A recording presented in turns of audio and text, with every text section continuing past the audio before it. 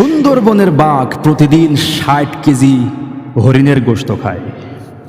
এই গোশত সরবরাহ করার দায়িত্ব কোনো গভর্নমেন্ট গ্রহণ করেছে, কোনো খাদ্যমন্ত্রী গ্রহণ করেছে? তারা প্রতিনিয়ত আল্লাহ পাকের উপর ভরসা করে। আর আমাদের আল্লাহ পাক এত টাকা পয়সা দিয়েছেন, ব্যাংকে এত টাকা, অথচ সুদ, ঘুষ, দুর্নীতি, টেন্ডারবাজি, ফাঁকিবাজি এগুলো না করলে আমাদের ভাত হয় না।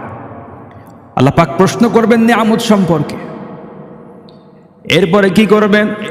লাতারাউন্নাল জাহিম সুম্মা লাতারাউন্নাহা আইনাল ইয়াকিন।